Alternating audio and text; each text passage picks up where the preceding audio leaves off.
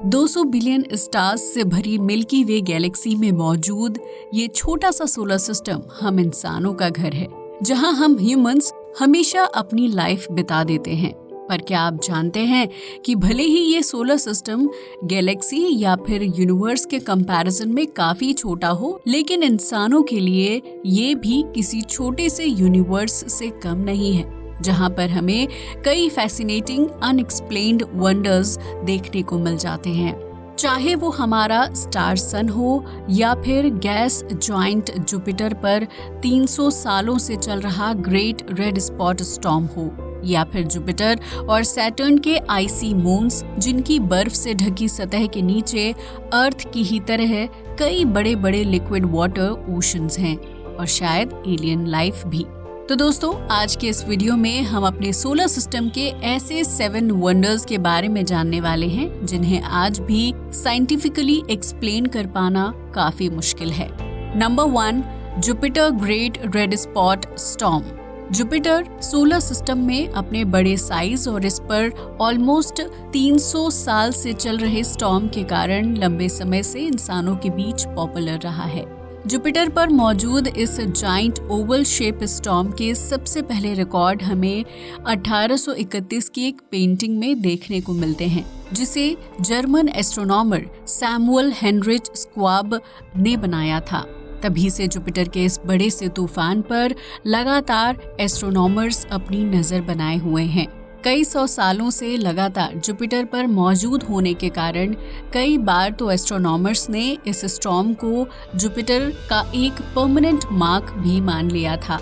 आज के समय जुपिटर का ये सबसे बड़ा स्टॉर्म उसके सदर्न हेमिस्फीयर में है। वैज्ञानिकों के मुताबिक जुपिटर का ये ग्रेट रेड स्पॉट स्टॉर्म लगातार काउंटर क्लॉकवाइज रोटेट करता है और इसमें चलने वाली हवाओं की रफ्तार 400 से 600 किलोमीटर प्रति घंटा तक पहुंच जाती है। जो भी हो, लेकिन अभी भी साइंटिस्ट ये पूरी तरह समझ नहीं पाए हैं कि आखिर जुपिटर पर ये इतना बड़ा तूफान बना कैसे। लेकिन इस पर कई अलग अलग थ्योरीज हैं, जिनमें कुछ साइंटिस्ट मानते हैं कि इस तूफान का ओरिजिन जुपिटर पर चलने वाली हाई स्पीड विंड्स और इसके कॉम्प्लेक्स एटमॉस्फेरिक डायनामिक्स के कारण हुआ है, जिन्हें अभी भी हम ह्यूमंस अच्छे से समझ नहीं पाए हैं। वैसे आपको बता दूं कि समय के साथ जुपिटर के इस ग्रेट रेड स्पॉट स्टॉर्म का साइज घटता जा रहा है। एग्जाम्पल के लिए 17th सेंचुरी में जुपिटर के इस तूफान का साइज अर्थ से 4 गुना बड़ा एस्टिमेट किया गया था, लेकिन 1930 आते आते जब इसका दोबारा से मेजरमेंट लिया गया तो ये अपना आधे से ज्यादा साइज खो चुका था। और रिसेंटली 3 अप्रैल 2017 में जब जुपिटर के ग्रेट रेड स्पॉट को दोबारा advance telescope and various spacecraft द्वारा प्रोवाइडेड डेटा की मदद से दोबारा मेजर किया गया तो इसका size 1.3 times of earth diameter था। यानी आज के समय तो जुपिटर का ये ग्रेट रेड स्पॉट स्टॉर्म हमारी अर्थ के डायमीटर के ऑलमोस्ट बराबर है। Number 2, Saturn rings. Solar system के 7 वंडर्स में से एक सैटर्न रिंग्स हमारे पूरे सोलर सिस्टम की सबसे अट्रैक्टिव एंड ब्यूटीफुल थिंग्स में से एक है, जो सैटर्न के चारों ओर billions of small and big meteoroids से मिलकर बनी है, जिनमें मिलीमीटर के छोटे मीटेरॉइड्स से लेकर माउंट एवरेस्ट जितने बड़े एस्टेरॉइड तक शामिल हैं। सैटर्न की इन रिंग्स को मेनली 7 रिंग्स में डिवाइड किया गया है, जो प्लैनेट के कोर से 2,82,000 किलोमीटर डिस्टेंस तक फैली हैं। सैटर्न हमारे सोलर सिस्टम का इकलौता ऐसा प्लैनेट है जिसके पास इतनी वाइड रीजन में फैली बड़ी रिंग्स हैं। पर भले ही सैटर्न की ये रिंग्स कई लाख किलोमीटर वाइड हों, लेकिन इनकी थिकनेस केवल 10 मीटर ही बताई जाती है।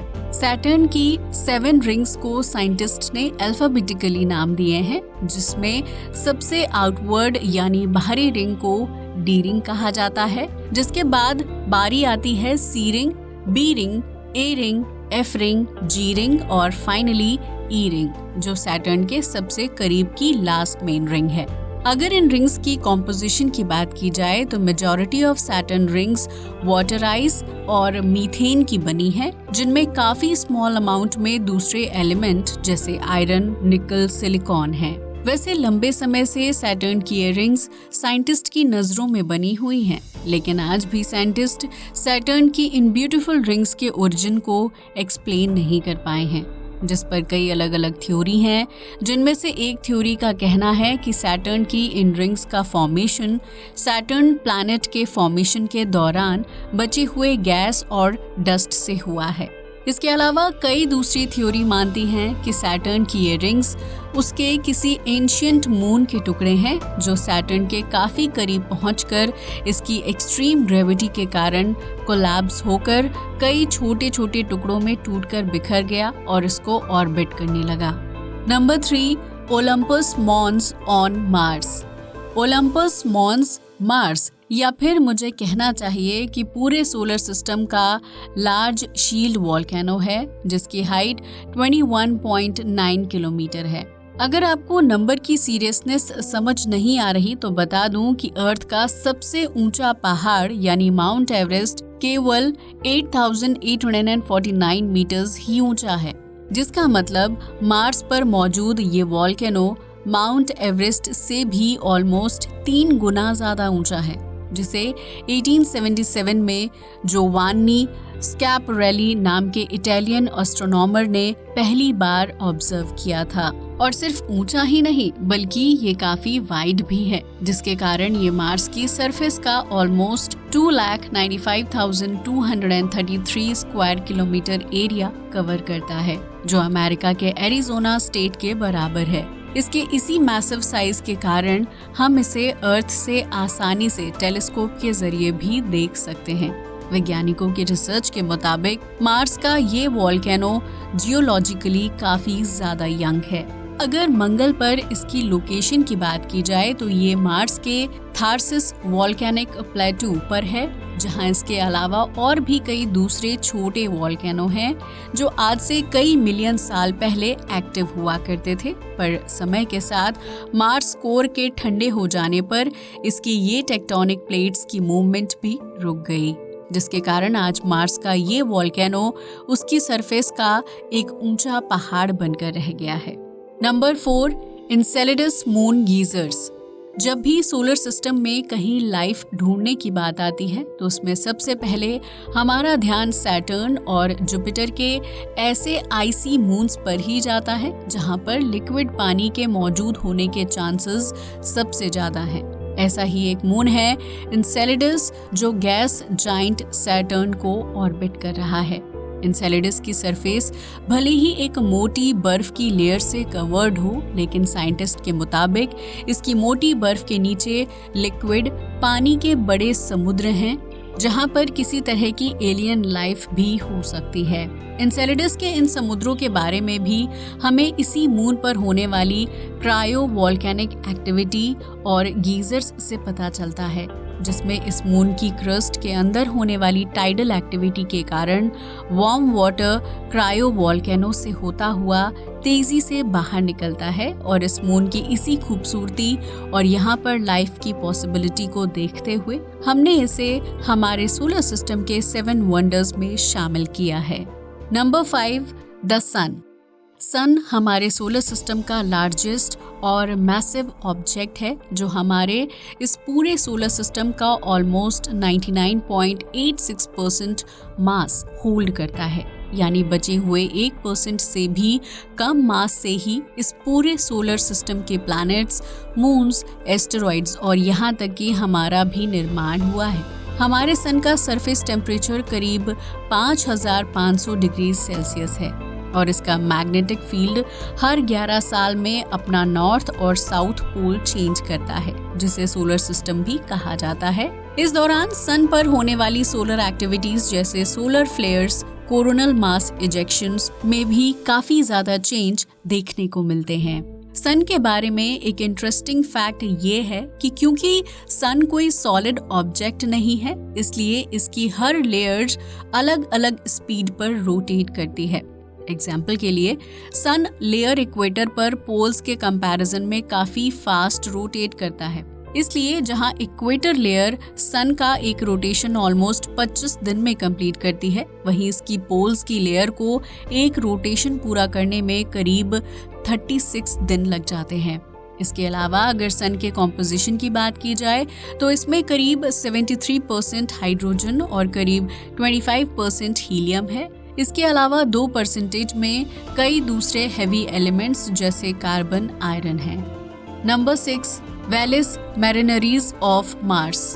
वेलिस मैरिनरीज जो मार्स पर सोलर सिस्टम का सबसे बड़ा कैन्यन सिस्टम है और पूरे प्लैनेट पर करीब 4000 किलोमीटर लॉन्ग और 200 किलोमीटर वाइड है, इसे भी सोलर सिस्टम के 7 वंडर्स में शामिल किया गया है। मार्स की इन कैन्यन्स की गहराई करीब 7 किलोमीटर तक है। मार्स की इन हिडन कैनियन को सबसे पहले नासा के मैरिनर 9 स्पेसक्राफ्ट ने 1971 में डिस्कवर किया था।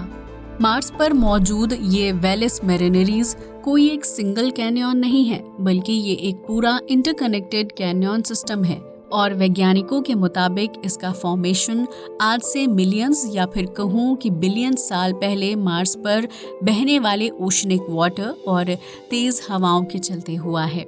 शायद इसीलिए साइंटिस्ट वेलिस मैरिनरीज को मार्स पर लाइफ या उससे रिलेटेड कोई प्रूफ ढूंढने के लिए एक बेस्ट एक्सप्लोरिंग साइट मानते हैं और नासा के भी ज्यादातर रोवर्स मार्स के इसी हिस्से को एक्सप्लोर कर रहे हैं।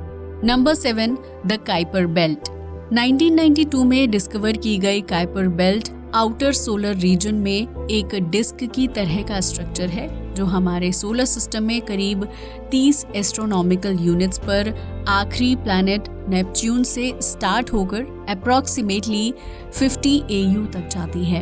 इतना ही नहीं बल्कि काइपर बेल्ट कंपैरेटिवली मार्स और जुपिटर के बीच एस्टेरॉयड बेल्ट से 20 टाइम्स वाइड और 20 to 200 टाइम्स मैसिव है। इस तरह से देखा जाए तो सोलर सिस्टम में काइपर बेल्ट काफी बड़े एरिया को कवर करता है, जिसमें ऐसे हजारों एस्टेरॉयड हैं जिनका डायमीटर 100 किलोमीटर से भी ज्यादा है। यानी इस तरह का एक एस्टेरॉयड ही हमारी अर्थ को पूरी तरह से डिस्ट्रॉय करने के लिए काफी है। काइपर बेल्ट का सबसे इंटरेस्टिंग ऑब्जेक्ट हमारा ड्वार्फ प्लैनेट प्लूटो है, जिसे 2006 से पहले तक तो हम सोलर सिस्टम का 9th प्लैनेट कहते थे, पर बाद में प्लैनेट्स की डेफिनेशन में मॉडिफिकेशन के कारण हमें इसे प्लैनेट की लिस्ट से निकालकर ड्वार्फ प्लैनेट की लिस्ट में रखना पड़ा। वैसे आज भी साइंटिस्ट्स का मानना है कि काइपर बेल्ट में एक ऐसा बड़ा ऑब्जेक्ट है जिसका साइज हमारी अर्थ से करीब 10 गुना बड़ा हो सकता है और उसकी ग्रेविटी आज भी काइपर बेल्ट के ऑब्जेक्ट्स और नेपच्यून प्लैनेट के ऑर्बिट को इन्फ्लुएंस कर रही है।